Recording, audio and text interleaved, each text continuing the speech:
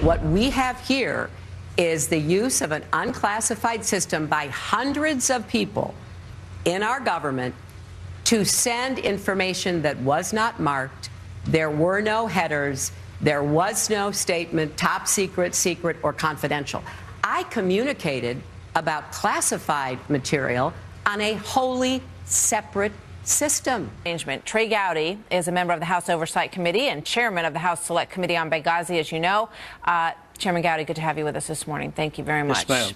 Thank All you. Right. So take us through this in terms of your understanding of this individual. We know Brian Pagliano, who set up the server in Chappaqua. We knew he got immunity. Now we know that the other guy who worked at Platte River Networks, which was this outside server company, completely outside of the United States government, he also got immunity. What's up with that? Well, it depends on what kind of immunity he got, Martha. There are two kinds of immunity. There's use immunity and there's transactional immunity. And if the FBI and the Department of Justice gave this witness transactional immunity, it is tantamount to giving the trigger man immunity in a robbery case. I was stunned when I read the New York Times article last night. And by the way, the same reporter who broke the article last night is the guy who broke the initial email story. So I'm inclined to believe it unless there's evidence to the contrary.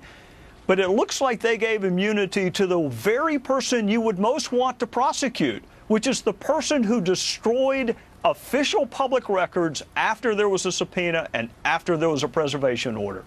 Yeah, so I mean, this is the Platte River Networks individual who claims that who told the FBI in February when they spoke to him that he didn't recall deleting anything. Then in May, he comes back, and we have a timeline we can put up on the screen on this. In May, he says, oh, yeah, I did delete them. I did delete them. He says, in fact, I was told in 2014 that I should delete a whole bunch of stuff off of the server, the Clinton server, that we had, residency of, so to speak, and I forgot to do it. So then I went back and I deleted it all. And oops, it turns out that when I did delete it all, that was after there was a subpoena to retain everything. Is that your understanding? Yeah, the devil's in the chronology. You're exactly right. Keep in mind, the story broke about her email, and then there was a preservation order, and then there was a subpoena, and then there was her press conference, which has been thoroughly and totally debunked. All of it was demonstrably false. And then there's a conference call between David Kendall, Cheryl Mills, and Platte River. And then emails that have been in existence for 5 years, emails that he's known about at least since December of 2014. He decides to delete sui sponte, just all on his own. And that defies logic why some techie in Colorado would, despite a subpoena, despite a preservation order, but after a conference call with David Kendall and Cheryl Mills, decide on his own that he is going to destroy public records.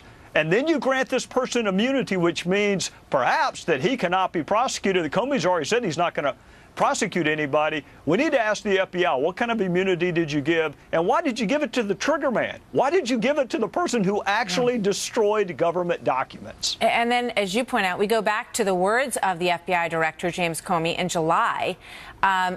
3 days after he spoke these words, 3 days after the agents had sat down with Hillary Clinton and basically got up and said to the American people, the evidence showed potential violations of criminal statutes, but that he did not recommend pursuing any charges. He said that they could not find a case that would support bringing criminal charges on these facts, despite the fact that this information would constitute, in many people's minds, an effort to obstruct justice. No? Well, it was an effort to obstruct justice, and of course he said he couldn't make a case because he couldn't prove intent, which is not an element of the offense. And part of the way you prove criminal intent, Martha, is the destruction of evidence, the consciousness of guilt, the multiple false explanations for why you did something, which are legion in this case from Secretary Clinton and others. Even this witness can't get his story straight. And these are the two people the FBI decides to give immunity to, Brian Pagliano and this guy at Platte River. If it happened, those are the two that you would want to prosecute. So you're giving immunity to the trigger people, and everybody goes free.